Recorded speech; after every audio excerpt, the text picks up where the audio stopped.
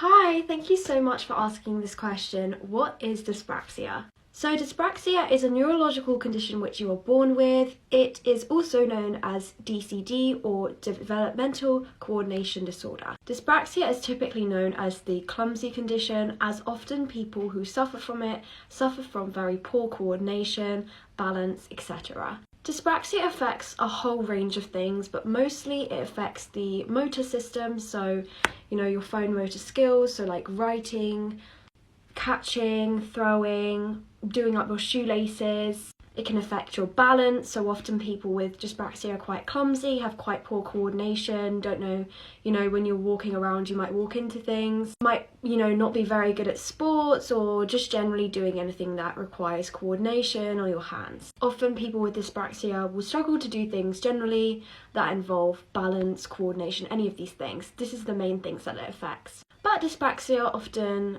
overlaps with many other conditions. I myself have multiple other conditions, although dyspraxia is my main one. It can make you more creative, have more daydreams. For me, as part of it, I have maladaptive daydreaming. It can also affect things like memory and concentration. So a whole host of things, but mostly it's to do with coordination. For me, dyspraxia is my main disorder, like I mentioned, and it's affected me much of my life. When I was younger and learning how to eat with a knife and fork, I basically refused because I couldn't get a handle of the stuff that I was holding. I've always been absolutely awful at sports. I am a Pilates girl. I live by it. I do it every day. It's really helped with my balance. I can do weights. I do all of the gym stuff, but I absolutely cannot do anything like netball, hockey, anything like that. Nope, no way. I really struggle doing things like gymnastics, dance, because I can't connect the steps in my head.